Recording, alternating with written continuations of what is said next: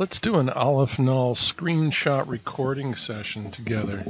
So the first thing that you do is you go to vispo.com. That's my site. I've been publishing this site since 1996, and there are several links on the front page that concern Aleph Null. There's this one, which takes you to the documentation for Aleph Null. There's this one, which opens up Aleph Null itself while the alchemical cosmography brush is playing. And there's this one, which takes you to version 2.0, which looked a little bit more like this. And there's this one, which takes you to the home page for the Moral Deformity of Team Trump Aleph Null project. Oh, and there's also this one. This takes you to the home page for the Aleph Null collaboration that I've done with Bill Bissett. Anyway, any of these links that I've shown you can open up Aleph Null 3.0, which is the version that we're going to use to do a screenshot session. So I'm going to click this one, which takes me to the documentation. And the first link in the documentation goes to the thing itself. This opens up Aleph Null with a random brush. I mean that there are all sorts of different brushes in Aleph Null that play the featured content of 20 or more artists. This one happens to be the art of Maria Damon. That is, the brush is using Maria's wonderful woven visual poetry, and that's what we see is Aleph Null chewing on the visual poetry of Maria Damon. Now I know that because I know the look of it, but also when I look here, which is the drop-down menu, which lets you select which is the currently editable brush, it says Maria Damon. Or also, I see it via this. This is the highlighted nib. This is the nib that's currently the editable one, and it's got a border around it. So it's the currently editable brush.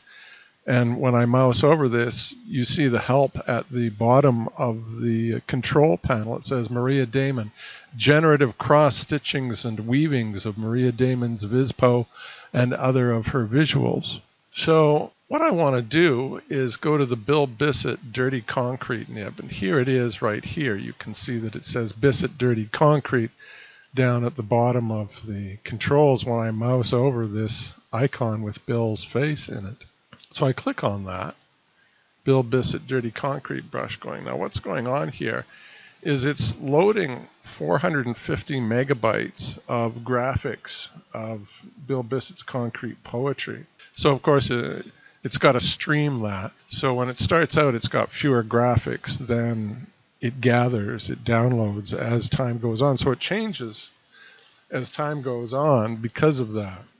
Okay, well, I'm going to go full screen.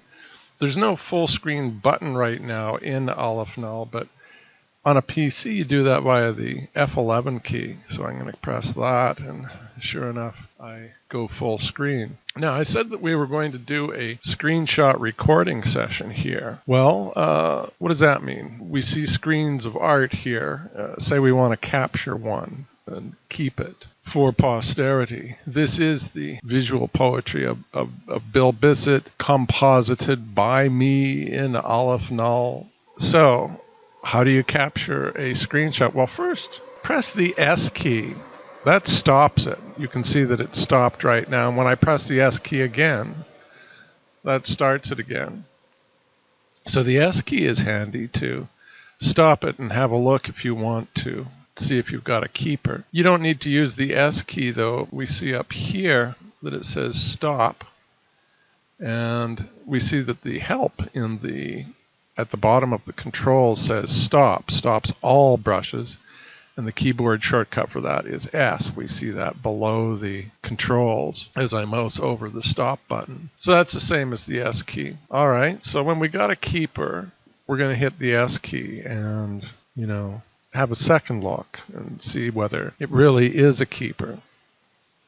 Now, currently, I should say that we also are doing 1.2 BPS. What does that mean? BPS, brush strokes per second, is what it means. Now, what is a brush stroke in this context? A circle is a brush stroke in this case.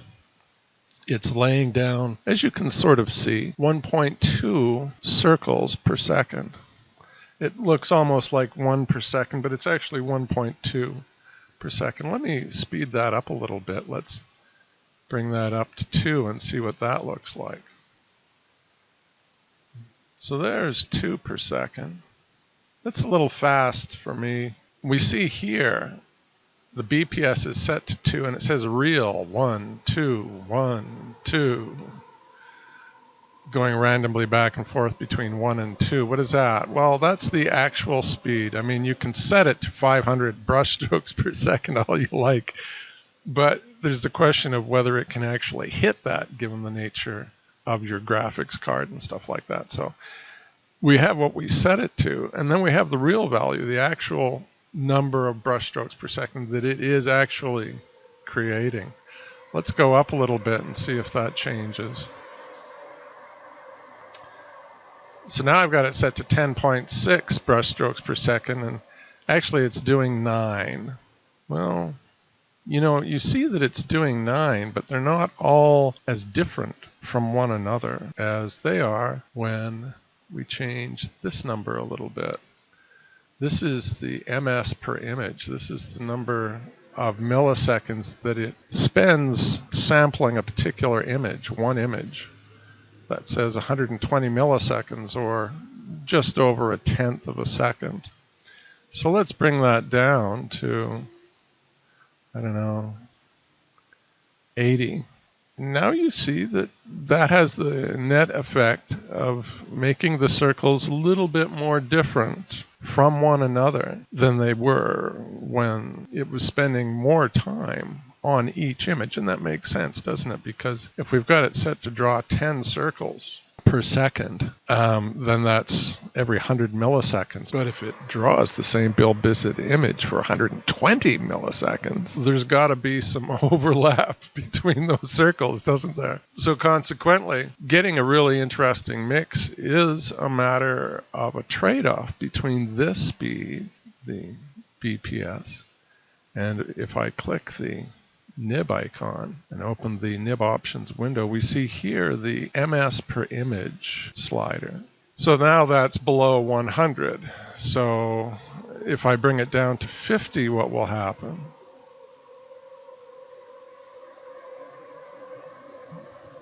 Or even 49, 48. So what's it doing now? Well, the speed has gone down just a little bit, but it's pretty much the same speed as it was before. And so those are, yes, they are a little bit more different, those circles. Not much, but a little bit more. This is way too fast for me to do a screenshot session with this, because you have to hit the S button when you think you've got a keeper, and I just can't keep up with this one. So I'm going to take the BPS, the brush strokes per second, down to, you know, what it was when we started out, which was 1.2 brush strokes per second. And that I can keep up with. My brain can keep up with that. Nothing can keep up with the other one. So, okay. And what is this set to? This is set to 48 still, of course. The MS per image. So we're getting plenty of, each one is quite different, you can see. There's a lot of compositing going on in each of these circles. That's good, we like that. Because that means that we're going to get more keepers, I think. It also means that we get more layers, basically. We get more samplings from the poems. What it's doing is every 50 milliseconds, it's taking one of 300 plus Bill Bissett concrete poems, and it's drawing it into a canvas that is the same size as the monitor, which happens to be 1920 by 1080. So it does that. It takes a Bill Bissett poem and it draws it into this canvas, which isn't the canvas that we're looking at, by the way. This is an off-screen canvas. This is for compositing. So it draws it into this off-screen compositing canvas. Well, what does that mean? Well, the image that the Bill Bissett poem is probably because there are far many more PNGs than there are JPEGs. It's probably a PNG graphic, portable network graphic, and PNGs have a magical property that JPEGs and GIFs cannot. And that is that PNGs can have transparent areas in them.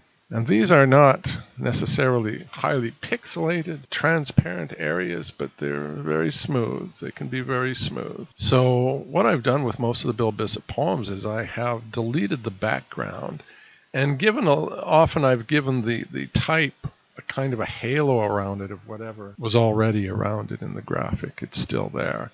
So you see that the text, most of it is black, but it's also got an outline around it often of some sort. And I varied the nature of that outline as well from poem to poem, making it thinner or thicker and feathered, more feathered, that sort of thing, so you get this variety.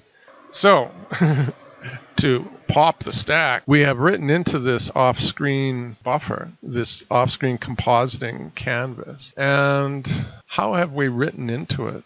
Well, we've taken the graphic and we've either covered or contained, we've either resized the graphic so that it covers the entire screen, or we've resized the graphic so that it is contained within the screen, or we haven't resized the graphic at all. This is a random decision. And then there's the question of where we place it on the canvas. Well, if we've covered, then that's determined almost. There can still be vertical or maybe horizontal latitude in where but not both, just one of those. And if we contain, then again, we're going to have either vertical or horizontal, but not both, latitude as to where that is positioned on the screen. And if the image is not resized at all, that is, the Bill Bissett image is not resized at all before we draw it into the compositing canvas, then we've got both vertical and horizontal latitude as to where it goes, and so we can place it all over the place in that case. Where are those recorded? Well, we see that they're actually recorded in here. How to stretch the underlying images? Well, there's different options there. Cover, contain, none, random, bookish. I've covered cover, I've covered contain, I've covered none, that is, there's no resizing of the image. Random is a random one of these three. Bookish is if your images tend to be like 2 pages in a book relative to the size of the browser. That is, you usually have images that can either fit on the left side or the right side. And if you had 2 of them, it would be like 2 pages in a book. If the images are bookish, then it will make a bookish decision and draw it like a page in a book, either on the left side or on the right side. So these are the compositing options. Sample order of the images, whether they're done alphabetical or randomly sampled from. And then the X alignment and Y alignment of where we draw the image into the compositing canvas. And here we have different options for the X alignment and different options for the Y alignment. Okay, so I've managed to not say anything about how you do a screen capture, haven't I? What an asshole. All right, but that's all good stuff to know. Now, you see the save button over here. When I mouse over it, it says save screenshot, creates a PNG type image and places it in a new browser tab if permitted. To save the image, go to that tab, right click on the PC or control click on the Mac and save image, blah, blah, blah, blah, blah. Okay, well, you press the button, right, and that saves your image.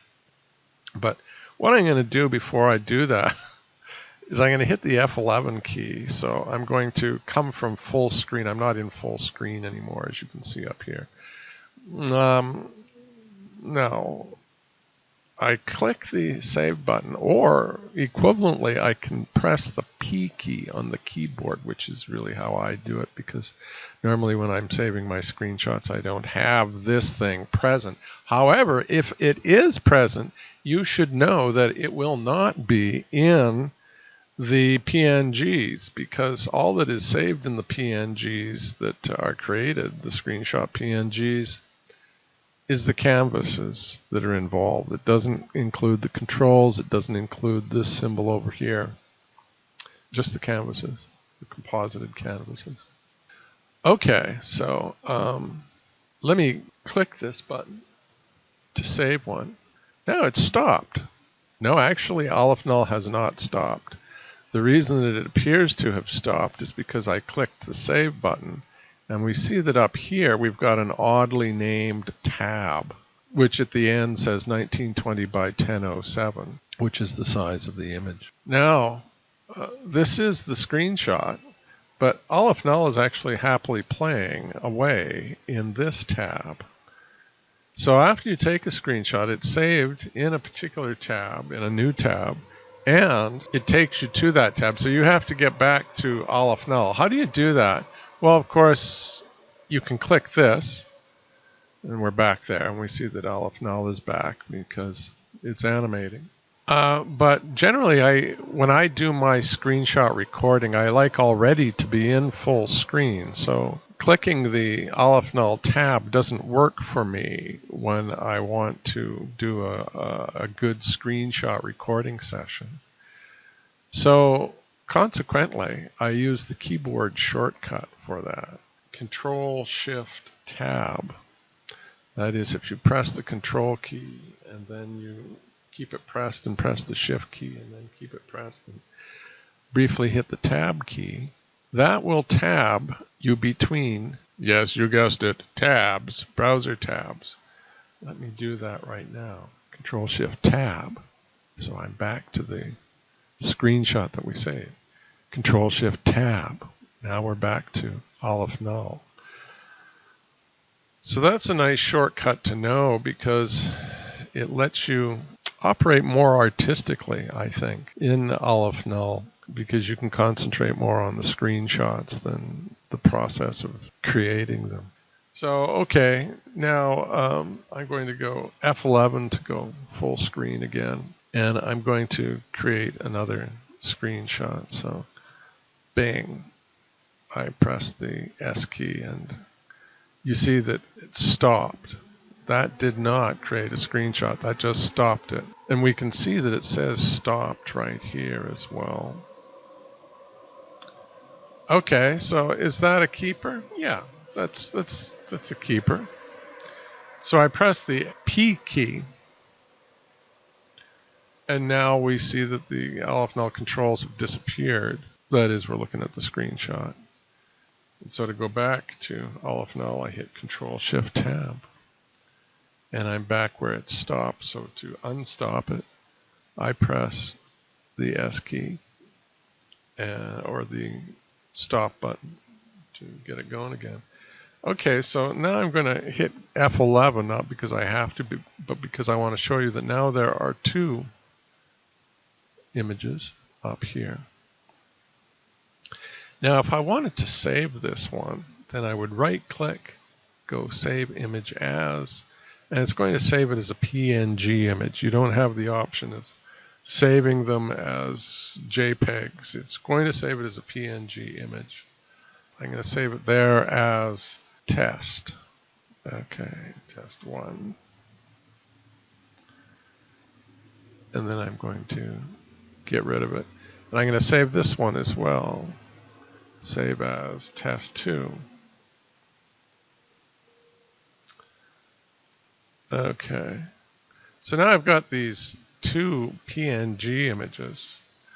Now, I like JPEGs myself, but I generally want this to save PNG because PNG is a better image quality, and also the canvas more reliably saves PNG images than it does JPEGs in different browsers. So I went with the one that was going to work most and very high quality. But now I open up Photoshop.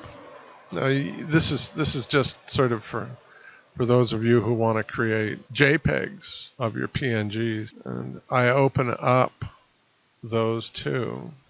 So there are those two images. So I'm going to open up those PNG images. And then I'm going to go File, Scripts, Image Processor. And we get a screen like this, and it says,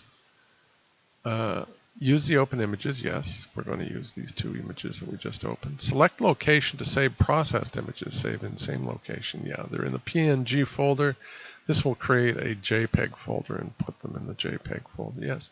File type, save as JPEG, quality 6. Yeah, that's what I want to do. Run that. And you see it's quite fast. Now I have two JPEGs. That's my screenshot recording session. Now if I if I want to make a slideshow of them, which I often do, then that's another video, because that uses software that I wrote called SlidVid. And it takes me about 10 minutes to make a slideshow of 100 images that I've done in a screen capture session. But that's for another tutorial. Thanks for watching.